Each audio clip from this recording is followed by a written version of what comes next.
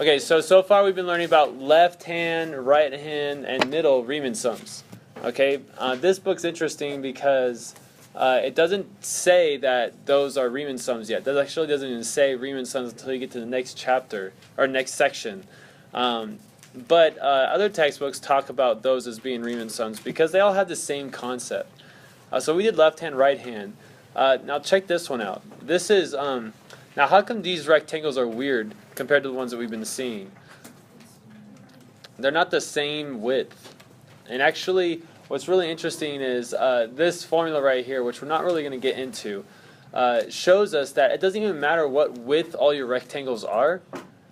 The more rectangles that you have, even though they're not the same width, the closer you get to the area underneath the curve. And if you take these rectangles to infinity, then you'll get the exact area underneath the curve. And the rectangles don't even have to be exactly the same width, which is kind of harder to think about, but the concept is still there. The concept that we learned with the right side rectangles, how if you take those to infinity, then you get an exact area underneath the curve.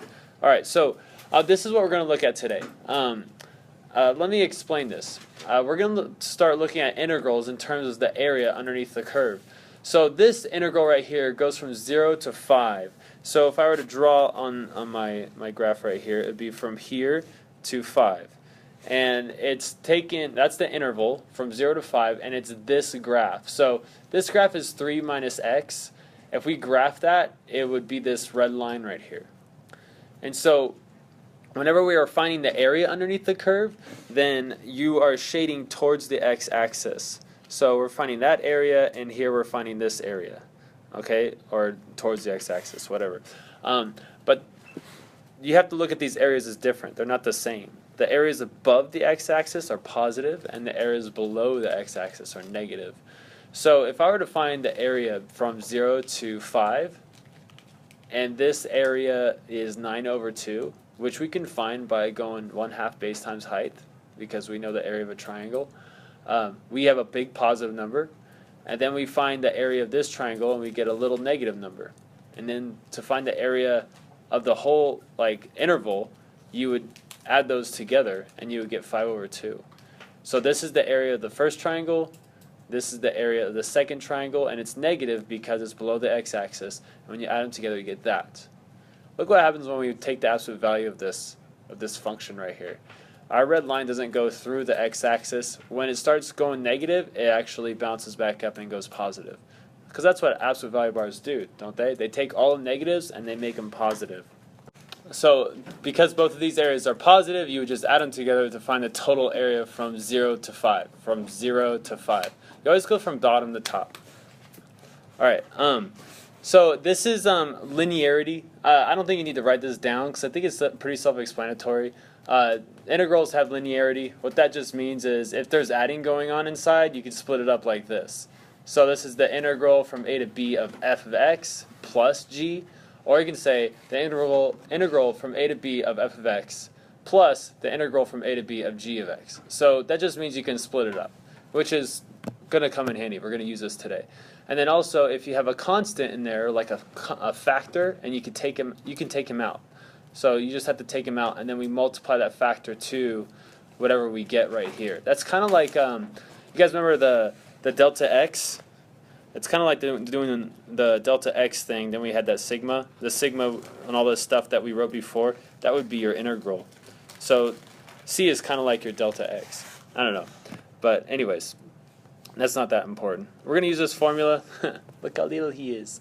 We proved this already, so I just want to throw it up here. We proved that from 0 to b of x squared, the area of that, the integral of x squared from 0 to b, would give you b to the third over 3. So that's just another formula. Write that down because we're going to need it. All right, so let's do this first one. This first one says, actually, no, I don't want to do this first one. I want to do this one first.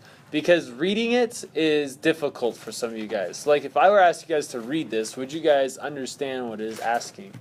It says, find A, B, and C, such that this integral thing and this integral thing are as large as possible. Okay, so let's start trying to make sense of it. A, B, and C. Well, where is my A, B, and C? I see an A right there. I see a B and a C right there. Okay, do you guys remember what these numbers represent? They represent the interval that we're taking the area of. So what this is asking is, okay, there's two questions. The first part is saying, what does A have to be to make this as big as possible? Well, if I'm looking at these areas right here, I have an area there, I have an area right here, and I have an area right here. We have the top area, and these are all positive, right? These are positive areas, and this is a negative area, and this is a negative area. Okay, if I was starting at 0, going to some number, where would I want to stop on this to make this number, this area, as big as possible?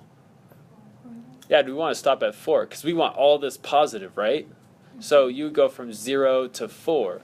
So that would give you the biggest area. Let's see, the integral from 0 to 4 of f of x dx would give you the biggest area. That would be the biggest for that one. Now, how can we show that? Well, we can find the area of this triangle. That would be 1 times 1 divided by 2. So to find the area of a triangle is 1/2 base times height. And so that's 1 and 1 times 1/2. That would be 1/2, right? So that's negative 1/2. And then we would find the area of this one right here and then add it. So what's the base for this one? 1, 2, 3. So the base is 3. And then what's the height? Yeah, it's about 2. So we have 3 times 2 times 1/2. So 1/2 times 2 cancels out, so we're left with 3. So 3 plus negative 1/2, what does that give us? So that means this right here equals 2.5. So we were just able to find the area from that interval from 0 to a. Now this one right here gives us two variables. So it's slightly different. Oops, I said f of x. It's supposed to say g of x, but oh well. So where would you want to start and where would you want to end to get the biggest area? Well, you would only want to include the positive, right? And since we can start anywhere, where would you want to start? At what x value? 1. So we're going to start at 1 and we're going to end at 4 because that's where all the positive area is, from 1 to 4. So g of x dx, what does this equal? We already found it. 3. You just have to find the area of that triangle. Does that make sense? Alright, so let's do this example before I close out this video. This says, in these exercises, use oh wait, not this one. I want to do this one. We'll get to that other one in the other video. In these exercises, draw a graph of the signed area represented by the integral. And that's actually what we're going to do a lot. A lot of this is graphing the function that's inside the integral and then finding the area from 6 or from like a to b. Okay, but here it's from 6 to 8. So we're going to have to graph this. You guys are going to be graphing circles and trig functions. But they're going to be basic ones so that you guys can work on what matters. Now, if this is 7 negative x equals y, I don't know, you guys it's easier for you to see it this way. Let's write it in y equals mx plus b form. Be negative x plus 7. So 7 is your y-intercept. So I'm going to say 7 right here. And the slope goes down.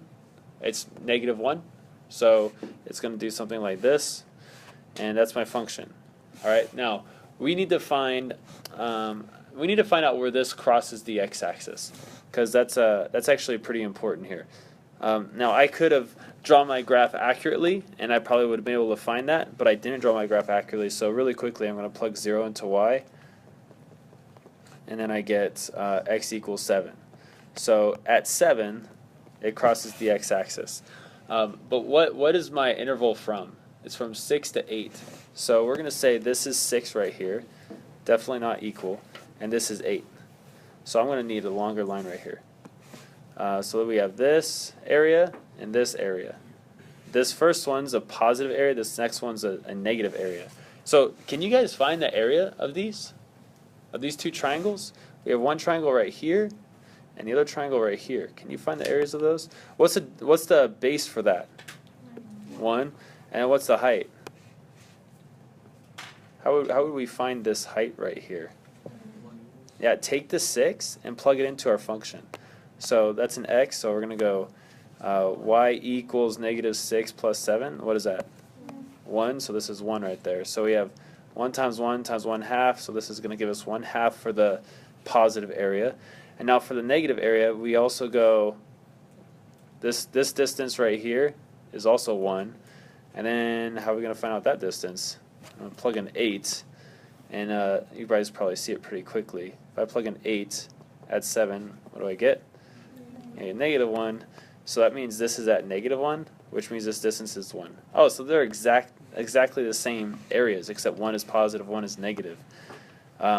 So I'll just go, 1/2 plus -1/2 to show my work. I get 0. So this right here equals 0.